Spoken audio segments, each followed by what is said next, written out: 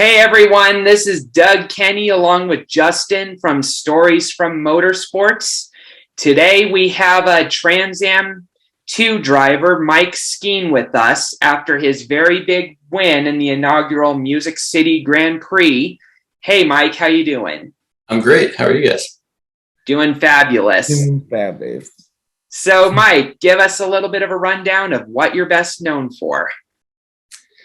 Man, that's tough. I've raced kind of all over the place. Obviously, the last couple of years was in TA2 and Trans Am with the Liqui racing car. And then, I've done a lot of Emsa, I've ran in World Challenge a bunch of years, I've done Pikes Peak, Baja, a little bit of NASCAR, a little bit of World Endurance Championship, all kinds of stuff. But, a lot of sports car racing, but a little bit of stock car here and there. So you're kind of into all sorts of racing backgrounds a little bit, right? Yeah, absolutely. I love it all. All the motorsports is awesome. Haven't really done a whole lot of oval racing or dirt, but I still love it. I'd love to give it a try. Just never quite fallen into that opportunity yet. That's pretty interesting. So what series are you most successful in so far? I guess I probably have the most wins in World Challenge, but obviously I won the championship last year in TA2, won a bunch of races and stuff there. So in recent years, I guess in TA2, but looks like next year I'll be doing mostly Emsa and SRO. So hopefully we'll find some good success there also. Pretty cool. Fire away, Justin. All right, Mike. So what track is your favorite track to race on? Favorite tracks, probably VIR, Virginia International Raceway. It's kind of close to home for me.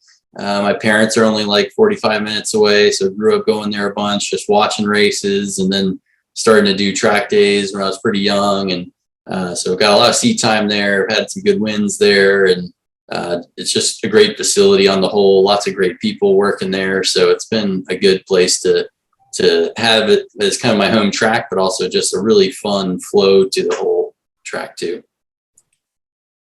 And who would you say your biggest role model in racing would be?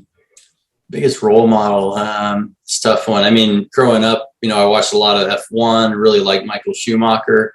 Obviously he's multi-time champion, lots of records, kind of getting beaten now, losing those records, but I think he was pretty special. And, there's a lot of sports car guys too that I really look up to. Patrick Long was a big one.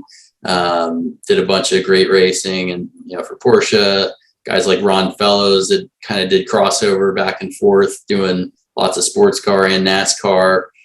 Boris said, would be kind of the top few, I would say. That's really cool. So, tell us about your race at Mosport in 2013. Man, it's going back a ways. So that was my first race in the Big Three series. I've done, I had done a couple of like K&N NASCAR races before that, but had a good opportunity with Hawk Performance, who was sponsored then in World Challenge, to go and do this truck race. It was first time back to road course racing really for the truck series in a while. We, led practice sessions, qualified third, I think, and ran, fast all weekend. Unfortunately, we were kind of off sequence on pit stops, so we ended up kind of going to the back, driving to the front again a bunch of times. And then, of course, everybody just remembers the wrecks at the end. Chase getting piled up and me getting tangled with Max Pappas in the last corner, and then all the drama that ensued after the fact. But overall, we ran really strong. It was a bummer not to get a top 3 or 5 finish, which I think we really earned. But it was a good time. This NASCAR racing on road courses is always fun. Yeah, definitely. Did you make up with Max afterwards, or? Yeah, we weren't real excited with each other leaving the track. I talked to him on the phone later that week, and we were okay. And I've seen him a bunch recently. Or in the time since then, certainly. And we're all good now. Good to hear. That's just what happens in NASCAR, all the intensity. That's right. So what was your reaction to the Trans Am series coming to Nashville? We were super excited about it. I mean, all the street races I've done at other venues in the past have really been a lot of fun. Um, and Nashville is a really cool city. I have some family there also, so it's kind of nice to be able to get there and have some friends and family come out. Obviously, the whole environment in Nashville is a lot of fun. It's a big party city, and so we knew there'd be a lot of people out. And anytime you can go to a new, kind of be the first year at a new venue is exciting. So we, were the first race on the docket for the weekend. And there were just a ton of really excited fans out there ready to see it. So it was a really good time. It was a big time. Like you can see in the picture behind me that I was watching you host that trophy in the air. Yeah.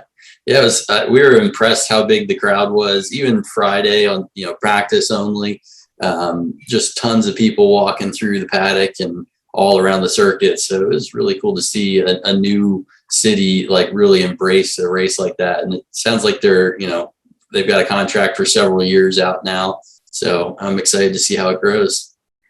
That's really great. What do you remember about such a dominant performance that you had?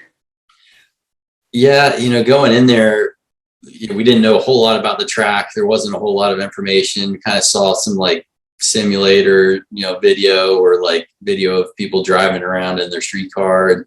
And so we got like a little sneak peek, but once we really got there, walked the track, it was obvious it was going to be pretty tough to pass and some very tight, narrow sections. And so we knew it was going to be pretty important, like any street race, but definitely here really important to qualify well. So that was really high on our priority list. Managed to get the pole there and lead a lot of laps. Did end up having more battles than we expected. I had a little back and forth with Connor Mosack and Adam Andretti for a bit.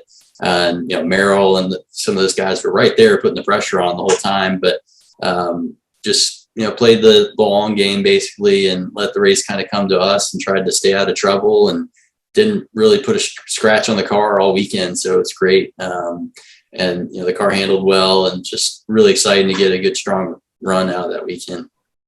Would you say you were satisfied with how the weekend progressed? I know you won and you were on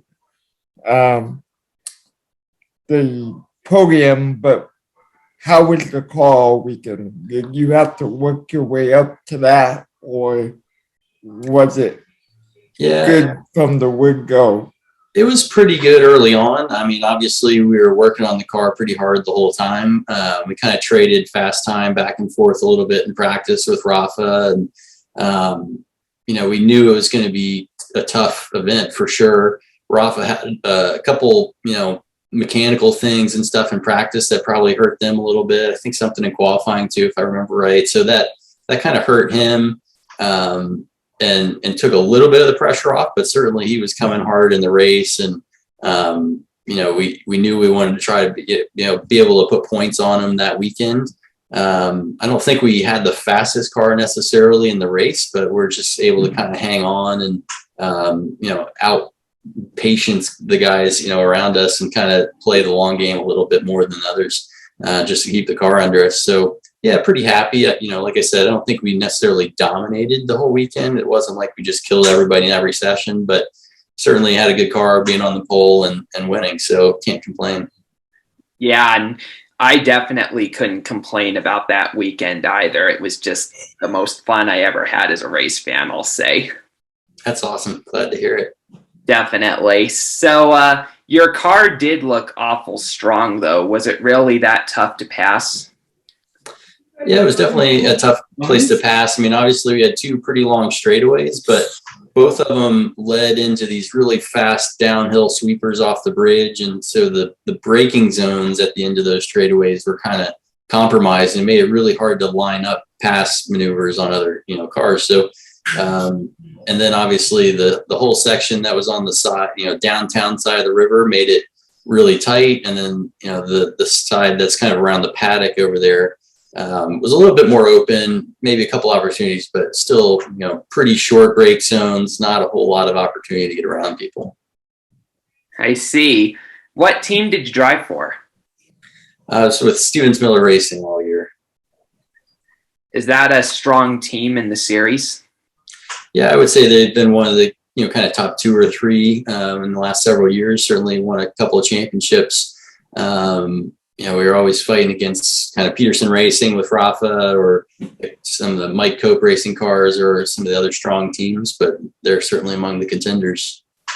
Would you say it'd be like a Hendrick Motorsports team for NASCAR? Yeah, I mean, they're certainly one of the kind of the top 3, 3 to 5 teams in the program. And so it's always a little bit of a ebb and flow of who has the car figured out the best on that weekend.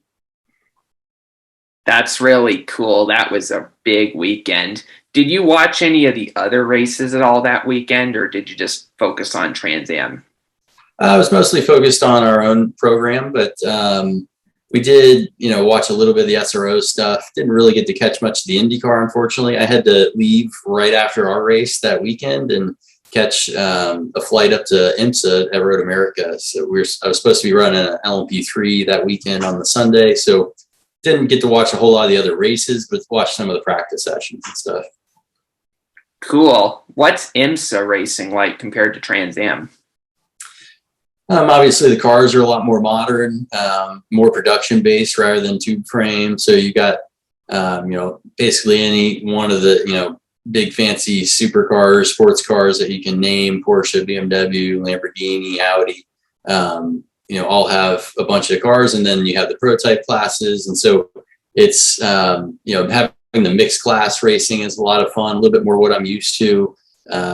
You've got a lot longer races with the 24s and the 12-hour races and stuff. And it's just a really big environment. There's lots and lots of people around, lots of fan focus. And it's a great environment. It's a little bit more,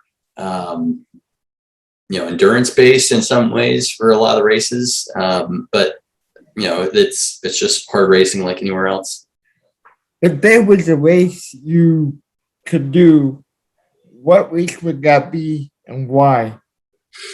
Man, that's tough. There's a lot of races left on the bucket list for sure. I mean, for me, being a sports car guy, all the big, endurance races around the world, like 24 hours of Nürburgring would be really high on the list. 24 hours of Le Mans, 12 hours of Bathurst, those kind of things. I'd like to do a lot more in, NASCAR, do a lot more of the road races. I've only done a handful of them. So doing the Charlotte Roval and Sonoma and, some of those would be a lot of fun too. But certainly more of my background is in the sports car stuff. Well, you heard it here, folks. Let's get him a ride. Let's get him a wagon.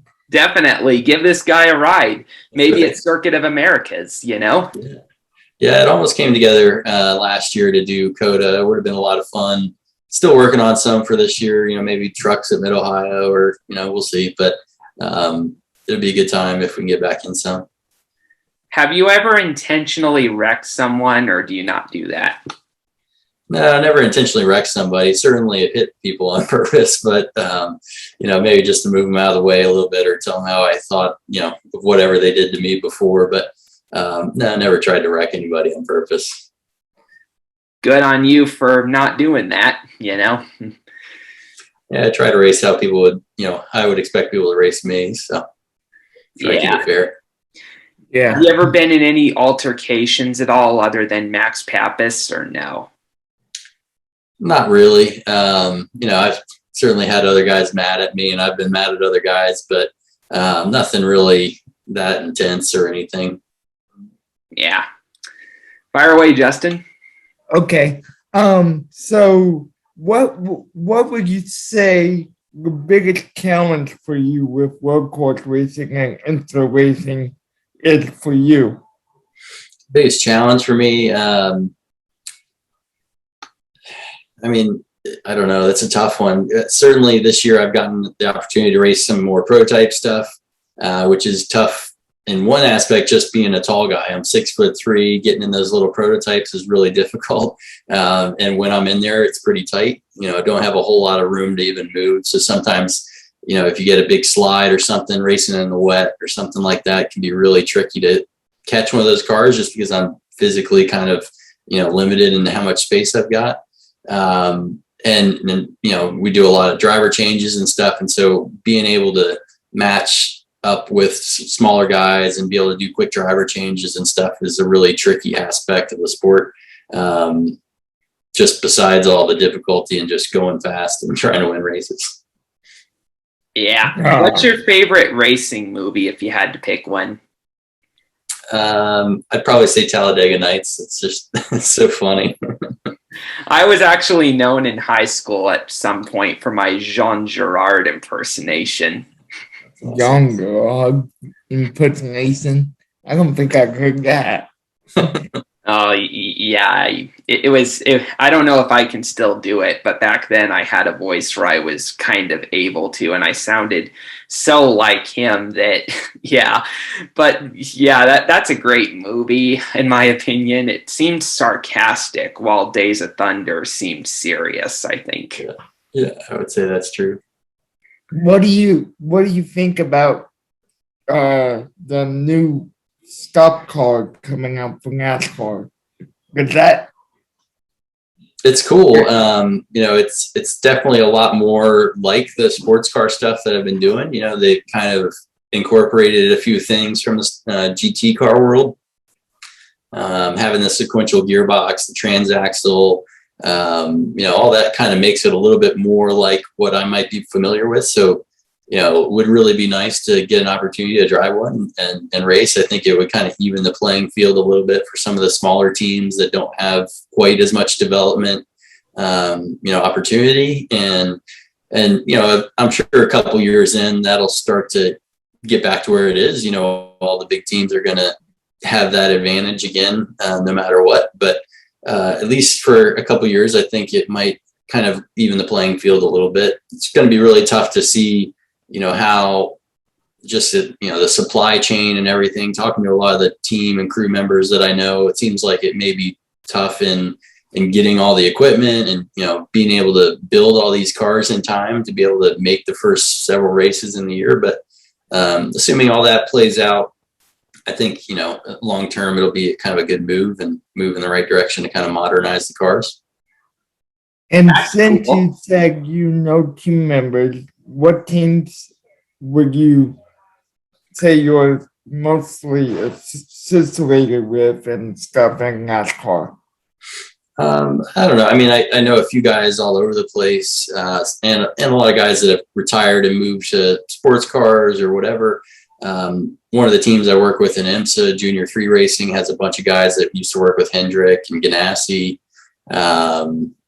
I've driven for some of the smaller teams, JD Motorsports and whatnot, and Xfinity. And, I know some of the guys that do both, some of the guys at Childress and, some smaller teams too that have a little bit more experience, like Rick Ware Racing kind of, crosses over and does some of the IMSA stuff. So I know a handful of guys over there. But yeah, you get used to, or you kind of get used, acquainted with guys all over the place after a few years in the sport. Yeah. Sounds like it. Seems like Rick Ware Racing is starting to grow into some sort of powerhouse, but for the underdogs, it seems like, doesn't it? Yeah, they've definitely, done a lot of homework and, kind of prepared themselves for this new era with the charters and everything.